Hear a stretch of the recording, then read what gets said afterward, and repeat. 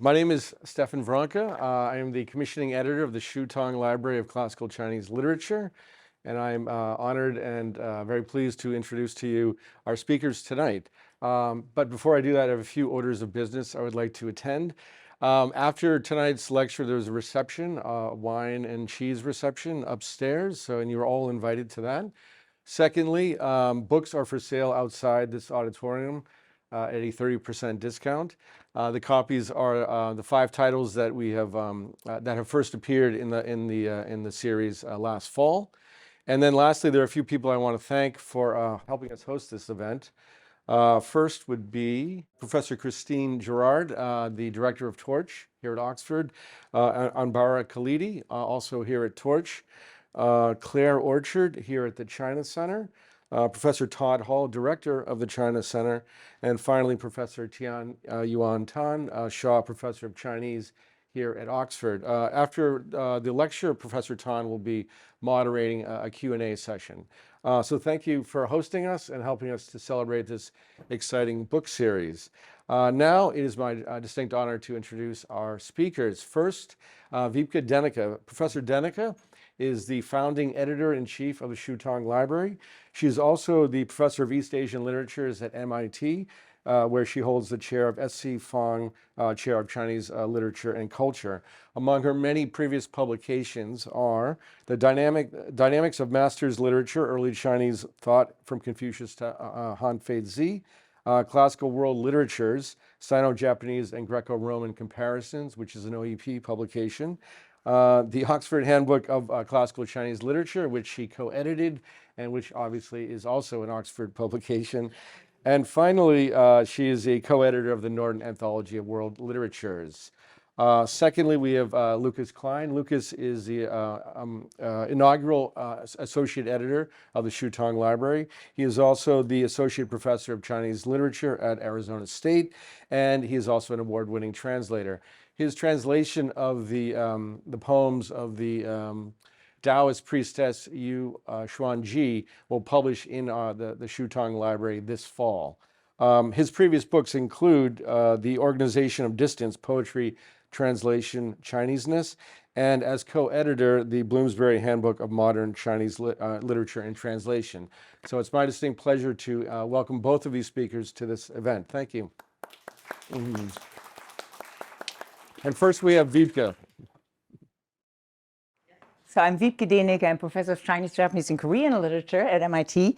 Thank you so much for this kind introduction. This is also the moment to profusely really thank Stefan and OUP to undertake this monumental and really daunting project. A lot of risk involved, a lot of fun. But this is really the moment to do it. And with Lucas together, we have been the best partners in crimes over the past years of building this up throughout the pandemic. So thank you very much.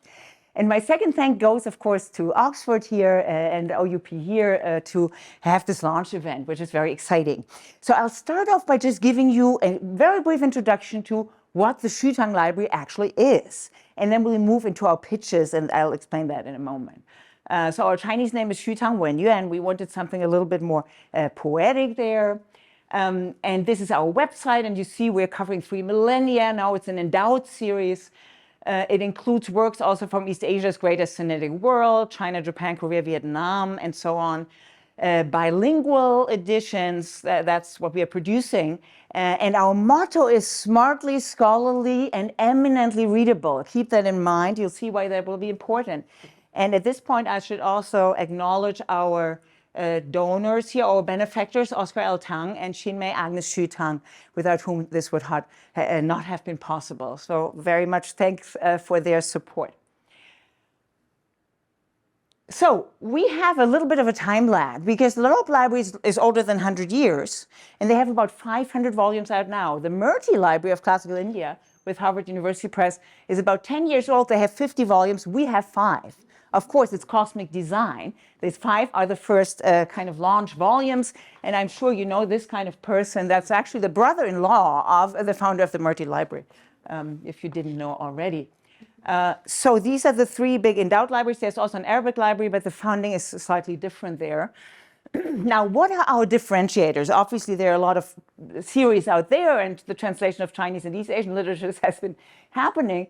But it's really the combination of these 4 points. 3,000 years, East Asia's largest Sinitic world, very important, in the first century after actually that the lingua franca of literary Chinese or literary Sinitic within East Asia died. Very important to curate that literary heritage. We cover broadly literature or letters, even including things like, knowledge literature like medicine, let's say, religious works, literary, philosophical, historiographical. And we really want to be a creative force, to create, through our translation, really new forms even of English expression, and create a reading experience that's really characterized by pleasure, not just I should be reading this, I should know something about Chinese or East Asian literature, but reading pleasure, so that secondary translations should almost read like primary literature, a real kind of engaging. We want to seduce readers, that they are kind of getting into a state of flow and really enjoy that experience and love that literature. The other point that's, of course, really important and a clear differentiator here is it's an endowed library. That is built to last. That's very daunting to think about your own horizon.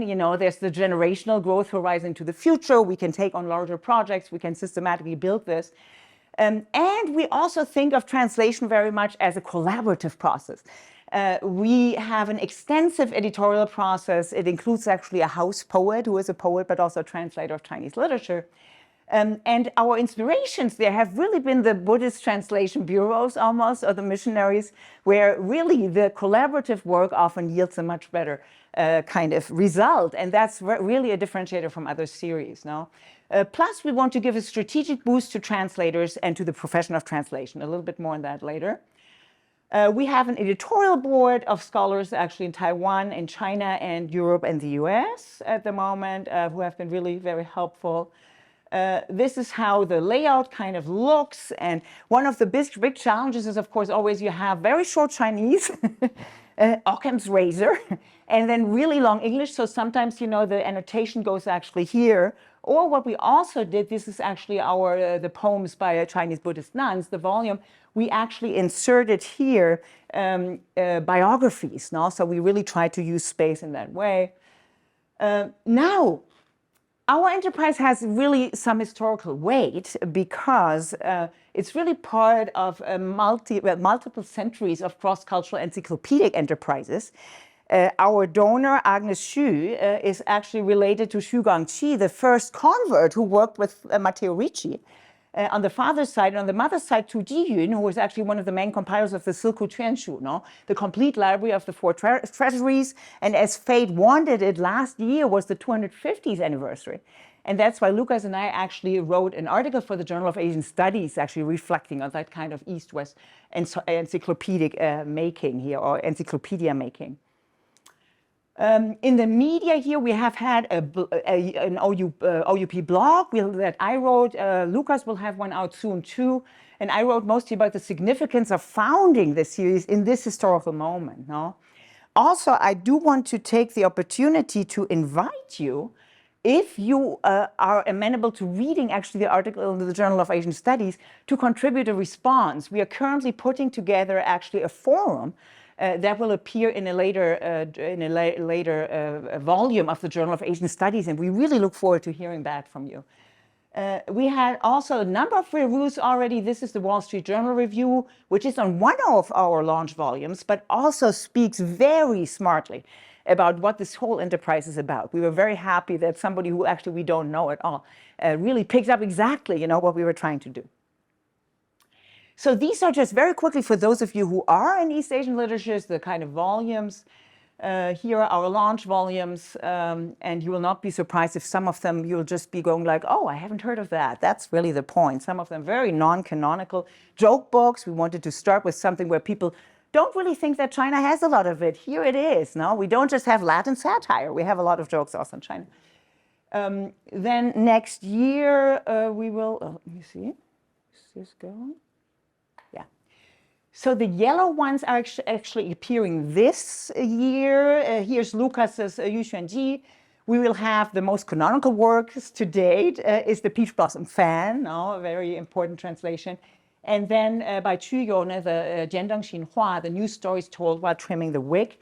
Then we'll really go into the early 20th century almost, and here have Wang Guowei's remarks on still poetry, and a middle length kind of, on the way towards longer novels, no narrative piece here by Song Yuan. Starting in 2025, we'll also start publishing actually works from the Sinitic world. And we'll start here with a very canonical work, the Nihon Shoki Chronicles of Japan, which is the fundamental, big history of early Japan. And it was translated the last time and first time in the 1890s. So we really need an update for that. It's very much awaited in the world of Japanese studies. And then the following year, I will actually translate also with Johan Noah, Korean scholar, poetry by Kim Shi-sip from his Maewol-tang Chonjip, which is the personal collection. He's very famous as the first writer of Transhi and Marvel Tales in Korea, no? But the poetry is also really wonderful. And we have more, we have many more. We have about 24 under contract, and I mean, dozens and dozens of inquiries and proposals now. So, as I said, our motto is smartly scholarly and eminently readable. Now, what does that mean? We divided up the pitch here. Lucas is going to talk about the eminently readable. I'll be talking about the smartly scholarly.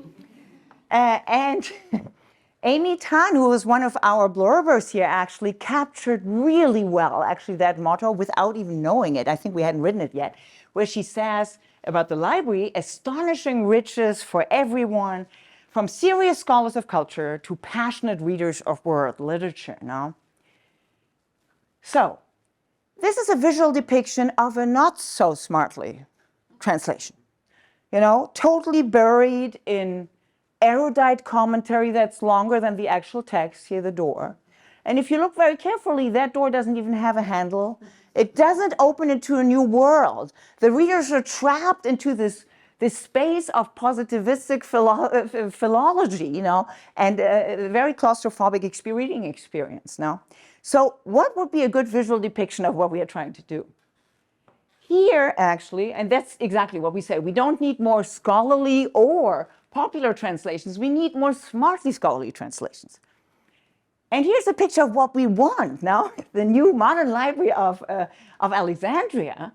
Really an open space with the inscription of a lot of different scripts where the readers kind of look at the writing on the wall, get very curious, what is this all about? How does it fit together? It's open to the oceans of the world. No, this is really kind of more the image we are aiming for. Now, what does scholarship actually mean, you might ask, no? The root etymology we always forget goes back to the Greek scholae, spare time. I particularly like ease and idleness. I have to say that doesn't really map a lot on my experience, although I love scholarship. But that's the root etymology. And the interesting thing is that as soon as scholarship was invented in the Alexandrian period, in the Hellenistic period in the Mediterranean, and then in Han China for East Asia, no, it was already denounced and criticized. And I want to give you some of these antique criticisms, ancient criticisms, no? Here we are in the middle of the Hellenistic world. Lucian, actually a Greek writer from what's nowadays Syria, wrote this wonderful dialogue of the dead, where actually the Cynic philosopher Diogenes invites Menippus, also a Cynic philosopher, to go to the underworld and says, we can gossip much better about people there. So they get to the river Lethe, the river of oblivion, and they are totally overloaded. Everybody has to kind of drop some of their stuff. And Menippus actually says, look at this philosopher, could stand in here for the philologist, look at this philosopher, he's full of stuff. Look at it under his cloak, what he has there. And oh my God, what a load of quackery, ignorance, argumentativeness, conceit, useless questions, stony words, sophistic ideas, plus plenty of useless effort, quite a bit of nonsense, humbug, and hair splitting. And so on, falsehood. Even a battleship wouldn't hold you if you got on board with all that, And they have to kind of drop all the stuff. Equally, but in a more scholastic way, actually, we have Martianus Capella, which is a late antique, from late antiquity, actually a didactic allegory of the 7 liberal arts, that are depicted here, very famously by Herod von Landsberg. And the frame tale is basically that Mercury gets married to the handmaiden, to the maiden Philology, and gets as a dowry the 7 handmaids now, the arts, the 7 liberal arts. But there are a few obstacles. The first obstacle is their marriage actually has to be approved by the Council of Gods. The second is that before they can actually enjoy their marriage, their wedding night, they have to listen to these really long expositions, no? Like with grammar, Jupiter is just kind of yawning and says, like, let's, get her out. I can't listen to this anymore, no? But the more important, even more important feature is actually philologia or philology has tons of unnecessary knowledge, no? So they have to actually administer an emetic so that she gets rid of all this stuff before she can ascend. That's smartly scholarly, no? So Bangu, meanwhile in China, was precisely criticizing that explanations of 5 characters of text now would run in commentaries to 20 or 30,000 words. People would get old before they would even be a specialist in anything. And then, scholars are contending with each other. They're blindfolded and so on. This is a huge problem with scholars. No, 自学就是大欢野 is really wonderful. Could be really modern, I feel like, if you didn't know this was by Bangu, no? So you can already take they to some degree as a kind of guidance here of what we are trying to do. So what are these disruptive side effects now of the scholarly? We really want to produce reading experiences where the readers are immersed.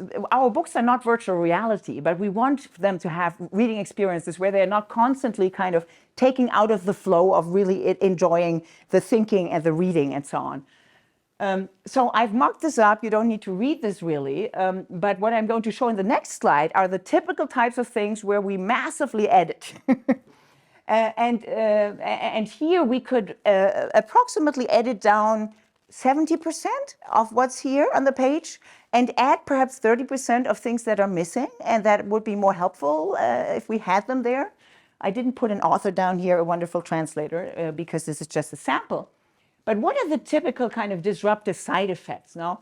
One thing is what I've otherwise called, in other places called Adamic philology. No? Always the idea that any word needs to be traced back to a locus classicus. No? Like if you have in a Greco-Roman text, a Greek or Roman text by Hercules, you wouldn't give the first instance of where Hercules actually appears.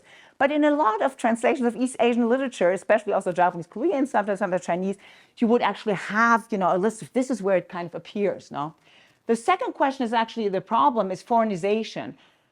More and more actually pinyin is used instead of really translating, let's say, star names, plant names, and so on. And we really want translators to translate everything, no? Because if you use pinyin, it's just kind of lazy in many ways. It doesn't transport to readers who don't speak Chinese, no?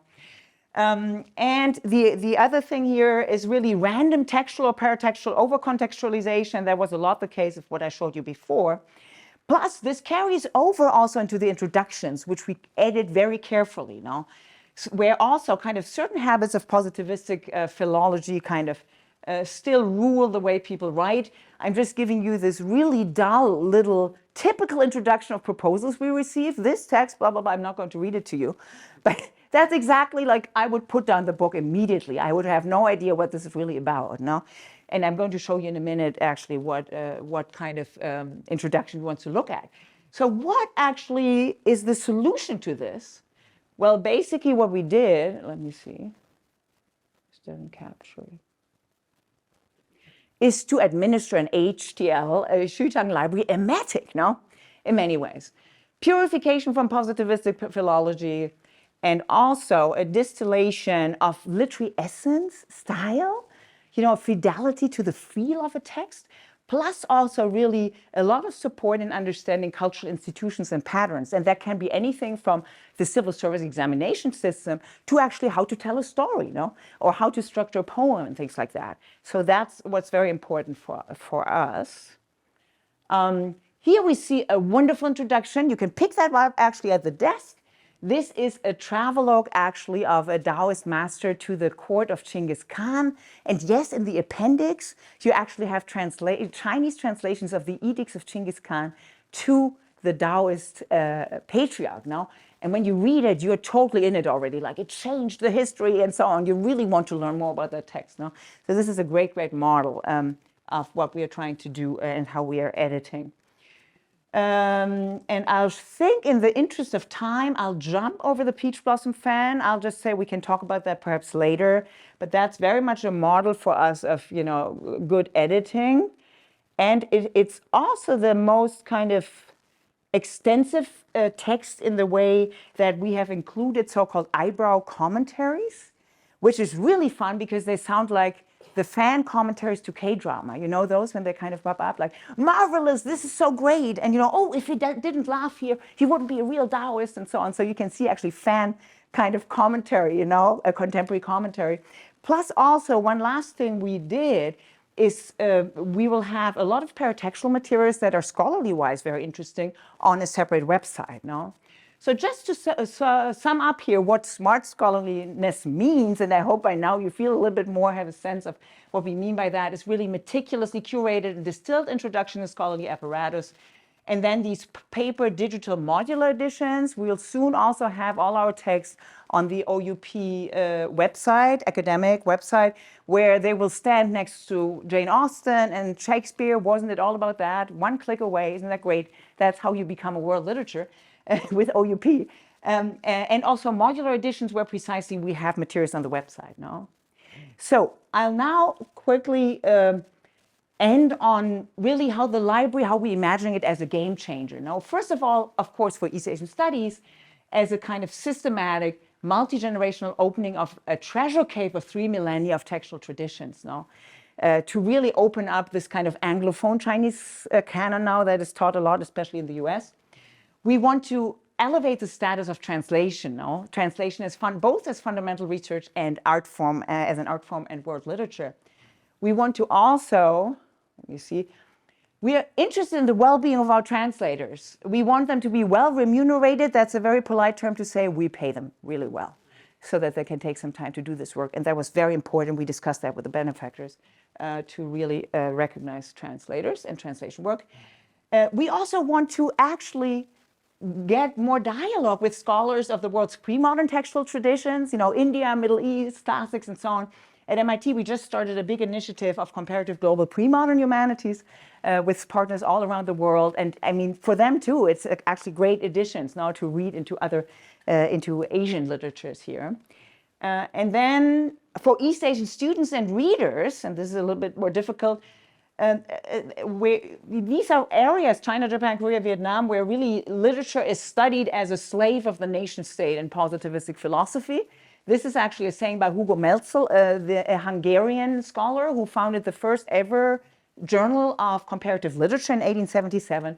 Instead, we really want actually to get away from the nation state and all the political pressures nowadays and have literature as an ancilla reconciliationis, as actually a kind of handmaid to reconciliation and political understanding that there's a lot of cultural literary heritage that's really shared now in East Asia amidst all the political troubles.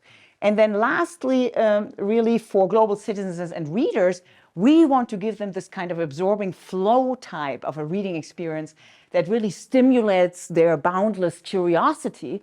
The only limitation will be the numbers of volumes we're able to put out every year. But that's it. Thank you. Thank you, everybody. It's wonderful to be here. And thank you to Oxford, and thank you to Professor Tan. I don't need to repeat all the sort of the gracious remarks everybody else has already given. So one of the nice things about coming after Wiebke is that she's already said almost everything. So I get to give a much more sort of condensed kind of talk. So I'll talk a little bit about eminently readable, but I'll do that really with a focus on a volume of translations that I've done of the poet Yu Xianji, which will come out later this year. And here's the title, the cover page: "Hiding in Caverns Formed from Old Roots," or "跟老cui藏于库," which is a line from one of her poems. So, who was Yu Xianji?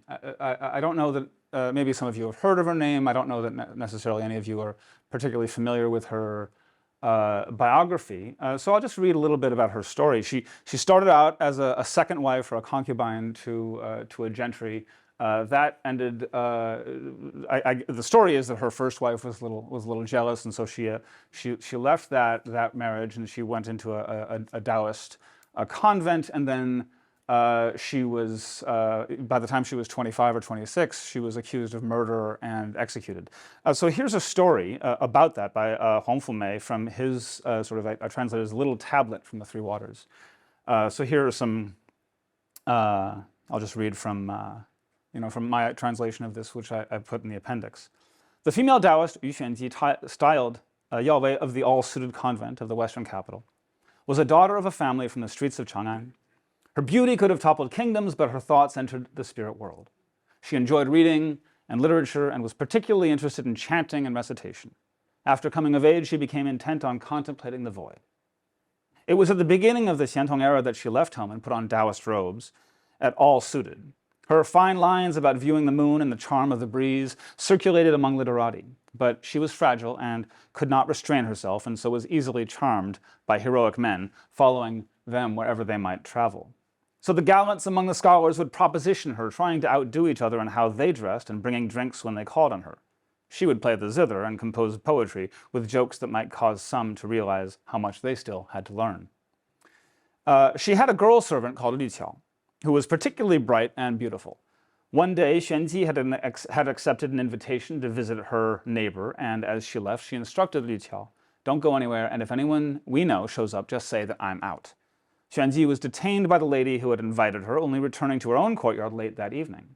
Li Qiao welcomed her at the door and told her, "You had a visitor, but when he learned that my master alchemist, Xuanji, was out, he left before he could even drop the bridle from his hand."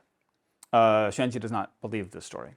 The visitor was someone Xuanji had known a long time, but it seemed to her that Li Qiao had wanted to be with him. That night, with the lamps lit and doors bolted, Li Qiao was ordered into the bedroom. Questioned, Li Qiao answered, "I have kept myself clean for years, careful to be cautious and controlled, to be sure you would never think I had ever made an error or gone against your wishes." When the visitor arrived, he knocked on the door, and I responded from the other side, "The master alchemist is not here." He said nothing, got back on his horse, and left. If you're talking about love for you, he wouldn't have had any in his heart for years. Fortunately, you've never suspected. Xuanji grew furious, stripped the girl naked, and flogged her 100 times. The girl didn't say a word. When Xuanji took a break, Li Qiao asked her for a cup of water, only to pour it on the ground.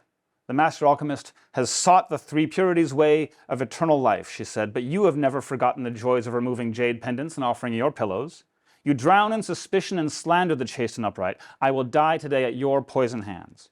If there is no heaven, then no one will hear my appeal. But if there is, who can keep my spirit down? I swear I will not sit writhing in the underworld while you indulge your lust."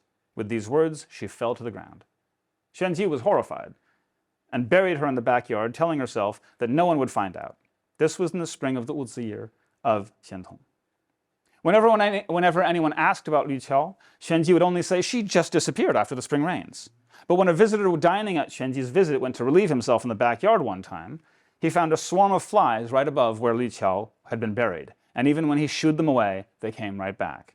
Taking a closer look, he noticed traces of blood and a rank smell. As soon as he left, he whispered about it to his servant, who then told his brother. The brother was a police officer who had once tried to borrow money from Xuanji, but been turned down, and so he had long resented her.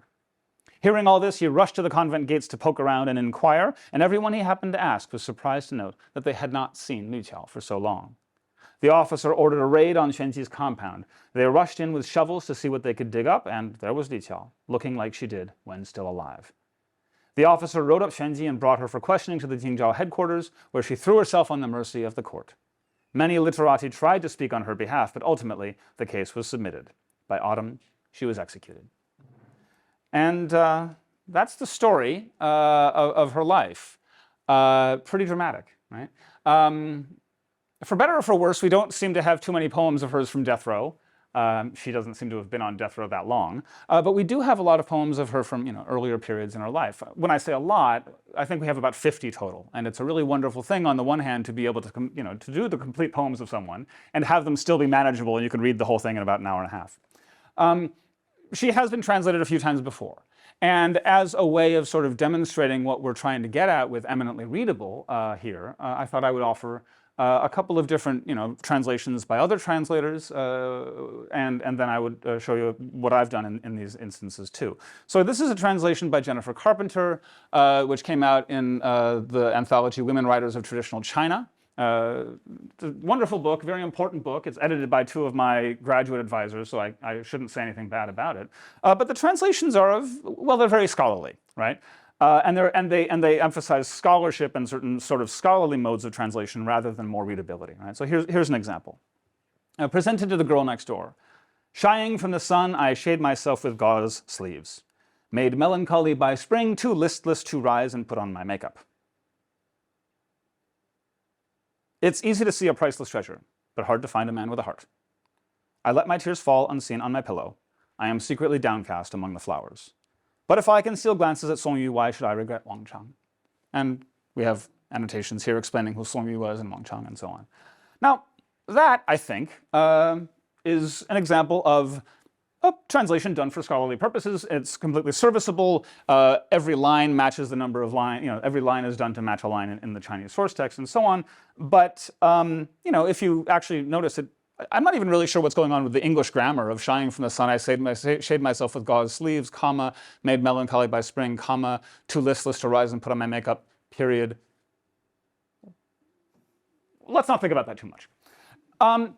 Now, in translation, we talk a lot about a real division between translation done for scholars and translation done for a more popular or literary audience, right? And so here's a translation from, I believe, the 1974 book, Women Poets of China, done by American poet Kenneth Rexroth, who didn't really know much Chinese, and Zhongning, a Taiwanese poet who did know Chinese, and she was sort of his native informant. And here's their version of this translation, of this poem. Advice to a neighbor girl. Afraid of the sunlight, you cover your face with your silk sleeves. Tired out with spring, melancholy, you neglect your makeup. It is easier to get priceless jewels than to find a man with a true heart. Why wet your pillow with secret tears? Why hide your heartbreak in the flowers? Go, seek a handsome, famous man like Song Yu. Don't look for someone who will never come back. I think this reads very well.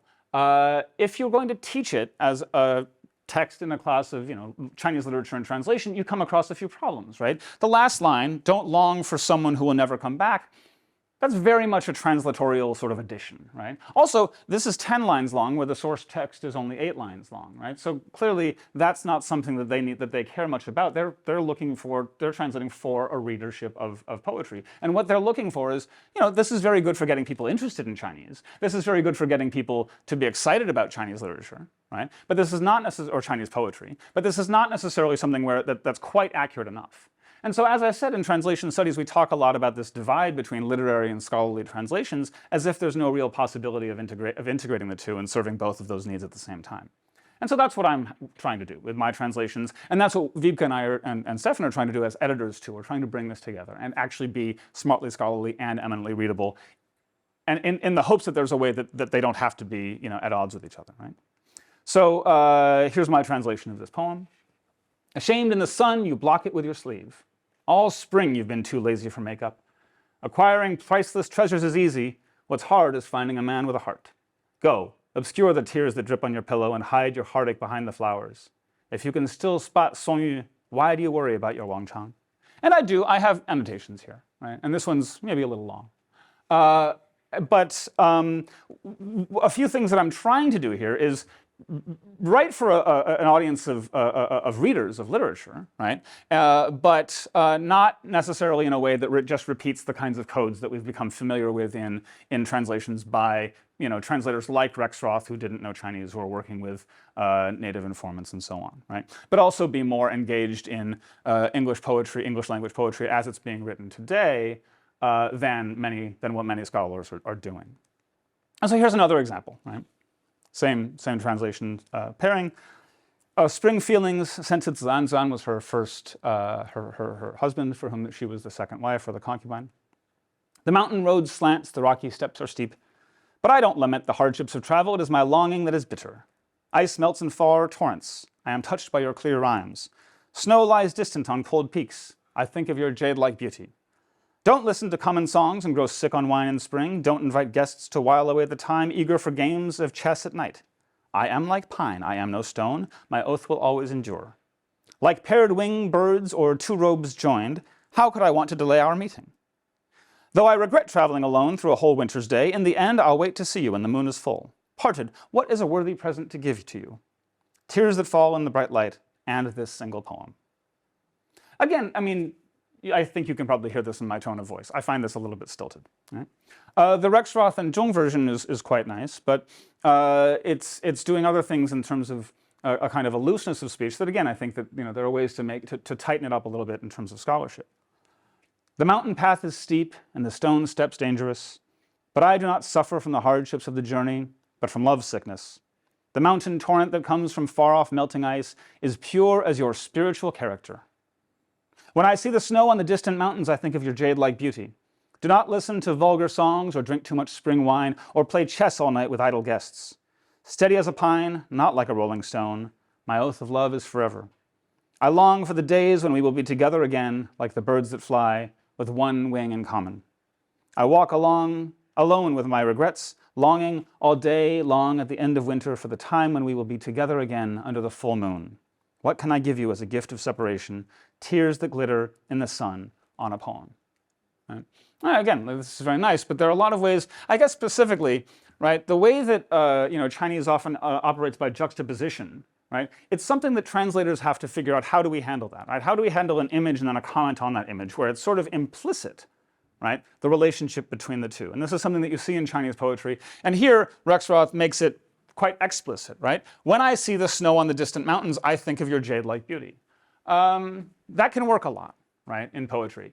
But also there are other ways to do this. This is the kind of thing that Carpenter's translation, she just sort of leaves as without comment, but with this kind of, I don't know. Well, the repeated dash, I'm not especially compelled by, right? Ice melts in far torrents, I am touched by your clear rhymes.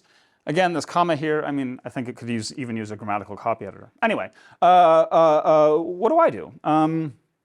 The mountain roads slant and slope, and stone steps slip. But it isn't the traveling that's hard. What's hard is how much I miss you. Ice sluices through a distant gully. I love your clear rhyming. The snow on the far-off cold peaks. I envision your jade-like poise. Just don't listen to mundane songs and don't get sick when you drink in spring. Stop inviting over boors greedy for go at night. Like pine, not stone, my oath is forever, even if our meetings keep getting delayed, like wings or else lapels. And though I hate to travel alone, especially on the last day of winter, in the end I hope to see you. The moon will be full. And when I leave, what gifts can I give? Falling tears and bright daylight, along with this one poem. And so there's one thing that I've noticed is that almost always when we translate, we take a line of Chinese poetry as a clause, a single clause, and we almost always take a couplet as a single sentence. Right? And there's a habit in Chinese publications of Chinese where almost always you'll just simply, they'll, for no reason, well, for almost no reason, they'll sort of lineate or punctuate every poem. They'll say, comma, period, comma, period, comma, period, and they'll just do that. And most of the time, we as translators will just comma, period, comma, period, comma, period. And I feel like it's a real failure of imagination on our part, right? And so I'm trying to find ways to introduce a little bit of enjambment here, or, I've got 3 sentences broken up over 2 lines. That not everybody will like that, but I like it, and I dare you to like it too. And I suppose that may be one of in addition to like eminently readable, right? I dare you to like this. I think that might be another one of our taglines. So I'll just wrap up here with one. These are some notes that I have for this poem too. But I'll just wrap up here by just giving one last bit. Why do I call it with this strange title? And why do I title the book with this strange title? And where does it come from and what does it mean? And why am I translating it quite this way? So this is actually the first book in the poem. I'm sorry, the first poem in the book. Also the first book in the poem, although that doesn't make any sense. Written on the willows on the river. The deserted banks are lined with emeralds whose mist is poised for entrance into distant towers. Reflections spread across the autumn water, and flowers fall on fishermen's heads while fish hide in caverns formed from old roots. Branches low for travelers to fasten their boats. At night, the lashing of the wind and rain startles me from a dream, adding to my sorrow. Her name here, I thought the screen would be a little larger. Her name, Yu Xianji, her surname is Yu, it means fish. It's a very rare surname, Has anybody ever met anybody with the surname Fish? Anybody who knows anybody in China? You've met somebody with the surname Yu? Good. You are the only person I know who's ever met anybody with the surname Yu. That's very good. Whoops. There are, more than 1 billion people in China, so clearly, clearly some are there. But it's a rare surname, and fish show up in her poems quite a bit, right? And so what we've got here, the fish hiding in caverns formed from old roots. It seemed to me that this might imply, right? Maybe, we don't know for sure, but it could imply something about her poems are also these kinds of branches, root work underwater that fish are hiding in. And if we read these poems attentively enough, or we're translating them in the right way, then maybe we can see herself hidden in these poems too. And that explains the title. And that's what I've got today. I look forward to your questions and the discussion with Professor Tan. Thank you. Well, we'll move to Q&A in a minute. I suppose, first of all, thank you to Lucas and Wiebke for the brilliant introductions to this exciting new series. Right, we're all looking forward to it, and now we see the books out there. So, very big thank you and warm welcome also to Oxford. I suppose in many ways, it's most fitting, right, to have this series launched in Oxford and also published by the Oxford University Press. Sinology in Oxford has a long history, and also there's a long tradition of paying attention to primary sources and reading Chinese texts in the original language. We could trace back to the second half of the 19th century to the first professor of Chinese here, Professor James Lake, best known for his translation of the 4 books of the Chinese classics. We're equally proud, or even more proud, that among the 5 titles in your series, in this new Hsu-Tang library, one of the 5 titles, the one on Chinese joke books, was indeed translated by one of our own again, right? A recent DPhil alumna from Oxford, Dr. Elizabeth Smith-Rosa, who is there. So those of you who who like an author-signed copy, that's your chance, right? So all these connections with Oxford makes this extra special. I should also say, editing a book series demands tireless work and full commitment. So I think we ought to applaud our editors and also the press for this endeavor. This is a very bold and groundbreaking endeavor in bringing this series to the literary world, right? I suppose by doing so, it's not only making a real significant contribution, not only to our field of Chinese studies, but more broadly, you are making classical Chinese literature more accessible to a wider readership beyond the classroom and beyond academia. So I think, really, thank you for that. Now, you have heard so much about the very exciting new series. I'm sure you have many questions you would like to ask our editors. While you are formulating your questions, I thought I would start off this conversation with a couple of perhaps more general questions for our editors. Would you? So again, if we look at the title of this book series, the Hsu-Tang Library of Classical Chinese Literature, if we unpack the titles a little bit, I'm particularly interested in the classical aspects. I have this question in mind because of your respective expertise and research interests as well, right? So for Wiebke, was very well known as a scholar and expert in sort of world classical literatures. How do you see, focusing on the classical aspects, how do you see this Hsu-Tang library fit into the broader classical world? Because I think you mentioned briefly in your presentation the East Asian side, but also in comparison with the Loeb Library, but also the Indian Classical Library as well. So I'll be interested to find out more about what you think about that. And for Lucas, I recall in one of your earlier papers, you make this really interesting, a few years back, you make this really interesting observation in one of the titles I quote, if I can find the title. I think you said something about why translations of pre-modern Chinese poetry are having a moment right now in one of your articles. With the launch of this series, I just wonder if we could adapt your observation slightly. Would it be appropriate to say that the translations of the entire body of classical Chinese literature, and not just poetry, are perhaps having a moment right now as well? So, open to you. I hope so. What we're trying to do, I think, one of the things we're trying to do is make that moment. So yeah, absolutely, yeah. Yeah. Should I address the first question a little bit?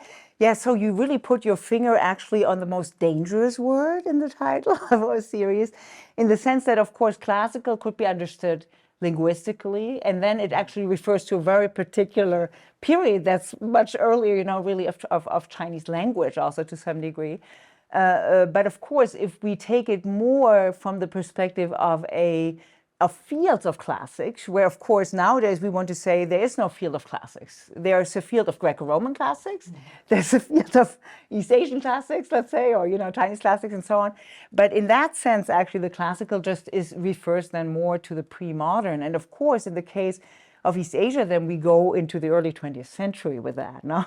Rather than really, let's say, to the Renaissance in the European context, where after all, then the vernacular languages were emerging much more strongly, where we had to wait in East Asia more until the 20th century, But the kind of things really that are emerging, and I just got a great email about an event here at Oxford out of classics, where they actually bring together East Asianists and classicists and talk about, kind of East-West contact. In so many areas now, they're really scholars of various pre-modern worlds that start talking. And just to give you an example, one of our launch volumes is actually a collection of Buddhist poetry by nuns. And a few years ago, the Murty Library of Classical India actually published Therigatha, which is actually a very early collection of Buddhist nun poetry. And here's a whole kind of world of asking, like, what was that experience like for women in very different social and historical contexts, with different types of literary institutions and forms and so on. And as our library grows and other libraries grow, and as I said, Arabic, Persian is also partly in Indian, and there's the Arabic library that puts out a lot of volumes now, that has also been around for 10 or 15 years, I think.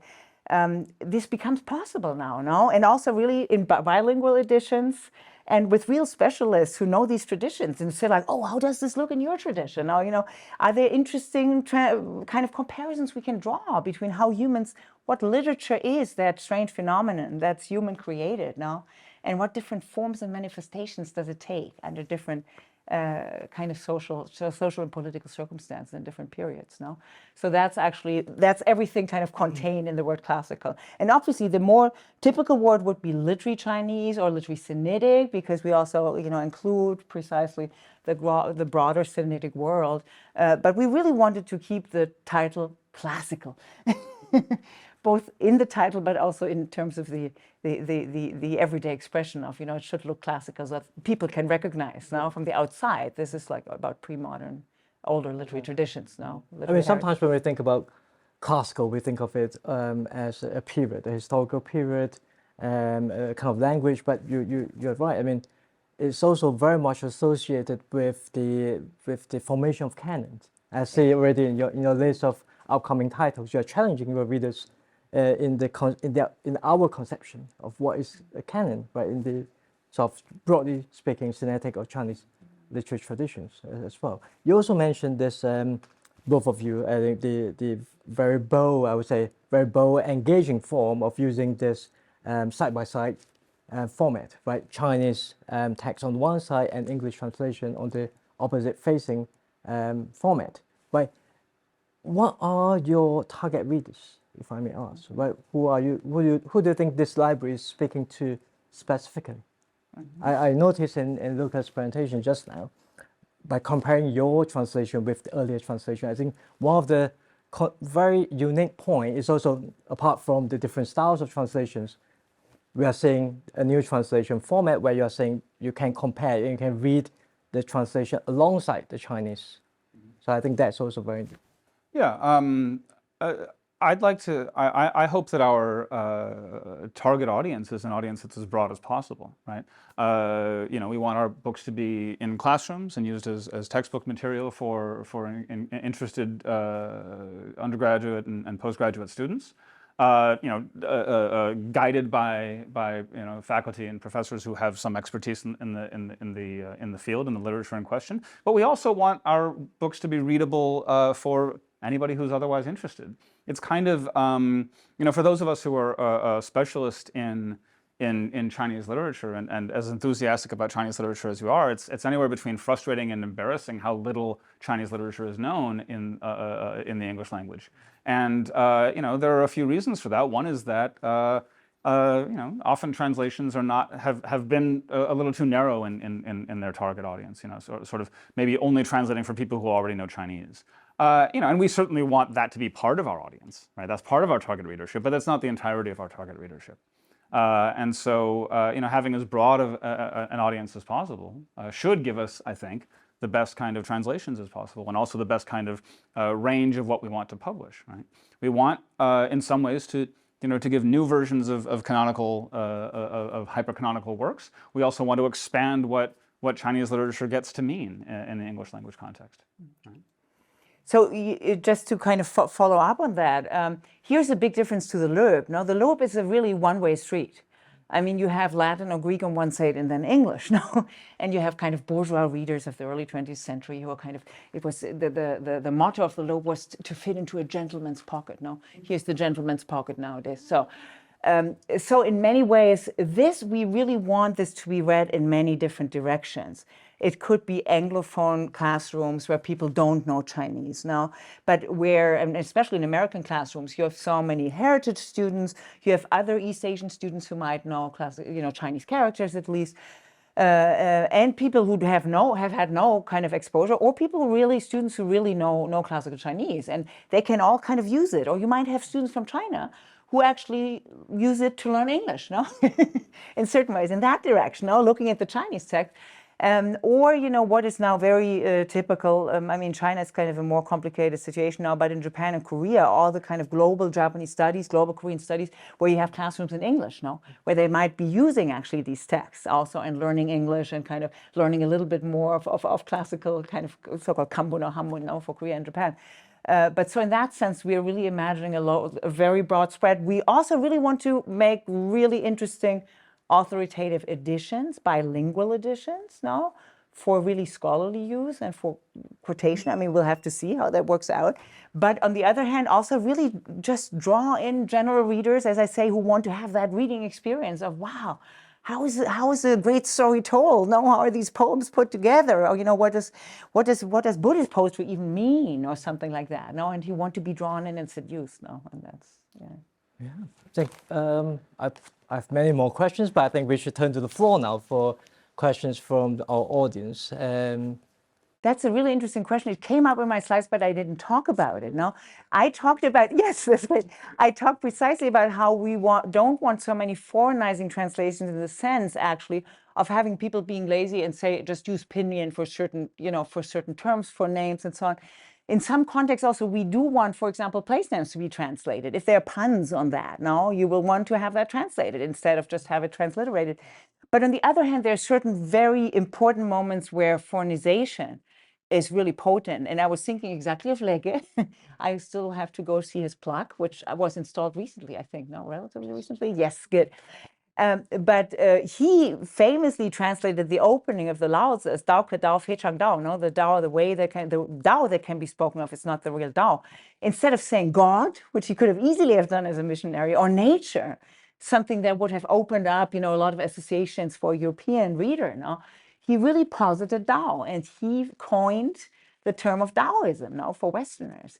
And that was very important to say. It is a very different kind of thing. You cannot translate it. It's untranslatable, into European languages.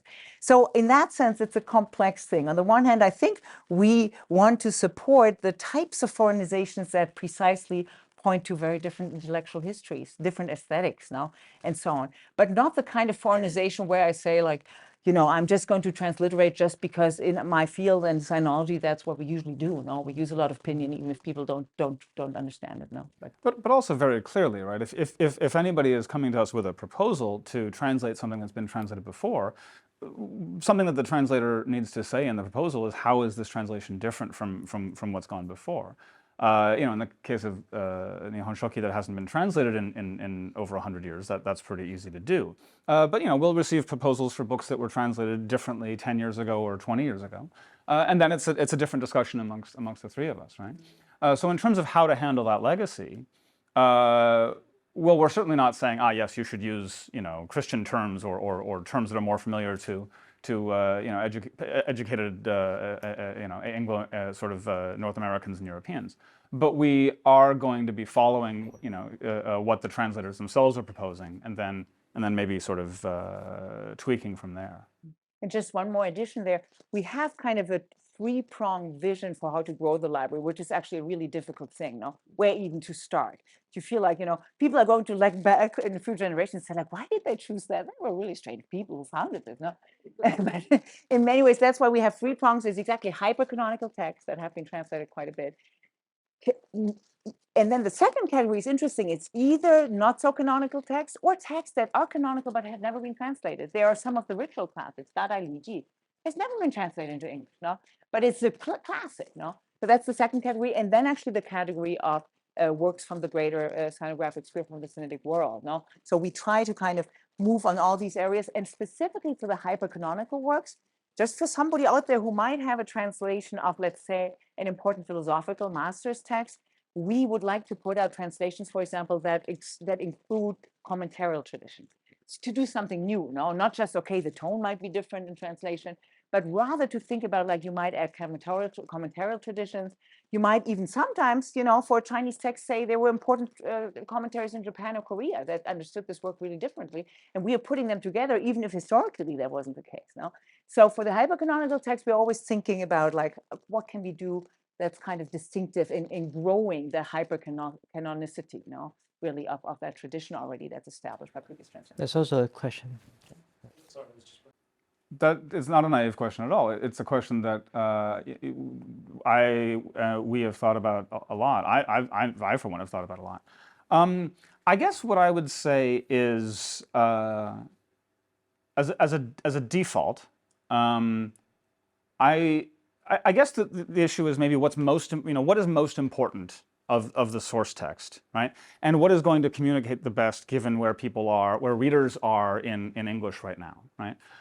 Your default mode of poetry in English today, doesn't rhyme, right?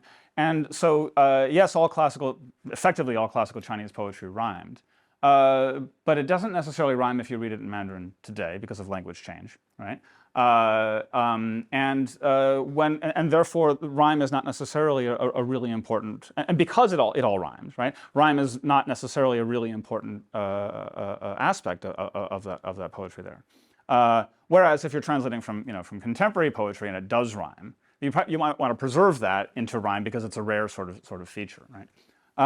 So that's the sort of the starting point, right? And if anybody wants to come to us and say, here's a translation that does rhyme, and I believe in rhyming this way, well, then we're going to look at it and we're going to say, does it rhyme well, right? Does it rhyme does it sound like doggerel, or does it sound like some rhyme that's actually using rhyme well? And then we're going to read it and evaluate it on those kinds of merits. Prosody, other aspects of prosody might get can be a little more complicated, as I sort of mentioned. So the way that Chinese often works is you'll have 2 characters and then 3 characters, and there's a very constant rhythm in Chinese. If it's a 5-character line, there's a pause that says 0 right after the second character, or if it's a 7-character line, it'll be after the 4th character, and then it'll end with 3 beats. And a lot of translators have been very inspired by that, and they've tried to recapture that in their English, and sometimes that works well, right? And often I think it doesn't. So again, it has to do with how do you want to, and because what works in poetry is always fluid, right? We as readers, we want to sort of capture in that fluidity too, and see where we are at the moment, and does this work well or does this not? Just to add further complexity, of course, for Chinese speakers who grew up somehow native Chinese And also, you know, for Russian speakers, for Persian speakers, you must have rhyme, even nowadays, or puns. And in that sense, there's a lot lost. And I wanted to show you actually in the Peach Blossom Fan how the translator, who's from Hong Kong, and really feels like let's not let go of rhyme completely. How she, at the end of the Peach Blossom Fan, the very last scene, the last page, you can check it out later in the books, actually uses a lot of rhyme and slant rhymes. And it sounds beautiful, no? And there is exactly a great difference between kind of, you know, trying to sidle up to rhyme in a modern translation that sounds good, and really the nursery rhyme kind of thing in English, no? So in that sense, that's actually, it's an excellent question. We have been talking one-on-one, no, on the different projects on this issue. That's very important. We have time for one final question, I was told. I have to tell you one dirty truth. When we got started, we also had benchmarks we had to meet when we are launching, what projects need to be, you know, prepared by then.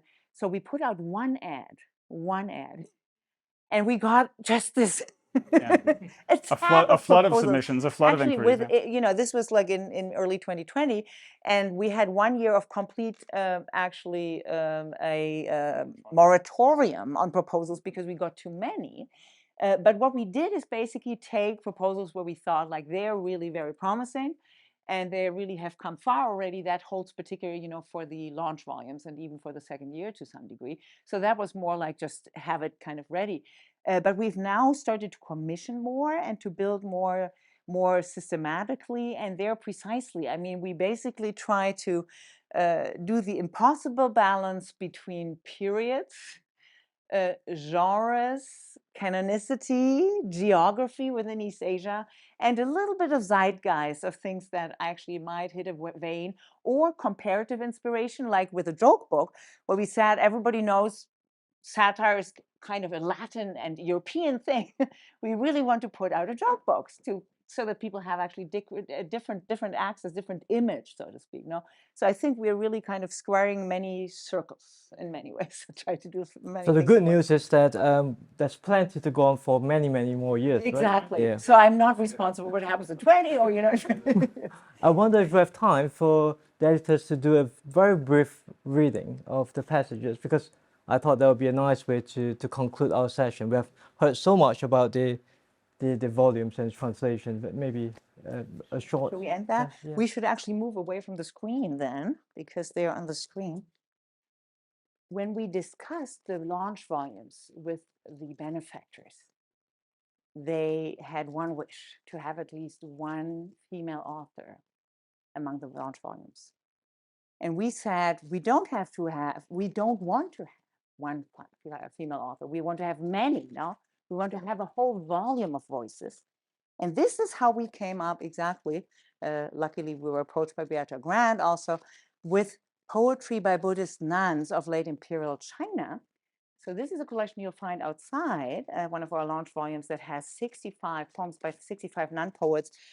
And the lives of these women has such experiential depth, no? The sufferings they've gone through, why they've become nuns, no? Often losing their husbands, no? In the middle of war, or being orphans, and how they kind of deal with that, no? In the form of poetry is really immensely touching.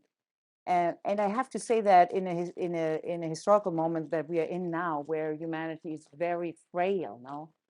I heard your encampment here is still very peaceful and so on in the US, you know, even to campuses and classrooms, things, you know, have been coming, not even to think about all kinds of other wars that are going on. But we really also want to include authors, no, that really speak from very underprivileged, no, and very difficult, under difficult circumstances. So if you want to find out more about these authors, I'm not going to tell you anything, or read the entire poems, you should actually look them up, no, at the table later. But we're going to close here by reading two parts of poems actually here by two nuns. So the first is Ikui Shaochen. This hard life is chaotic and confusing, with lust, greed, and anger. But when suddenly the mind flower opens, It is spring everywhere in the world. Lazy when it comes to asceticism, I let my hair grow.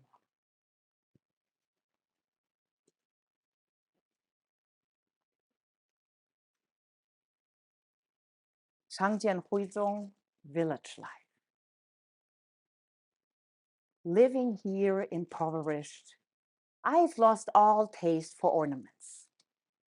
The face of the woman in my mirror is a flower that knows empty. We'll close here. Everything is empty, but we're so happy to fight emptiness by founding this series that I now declare launched.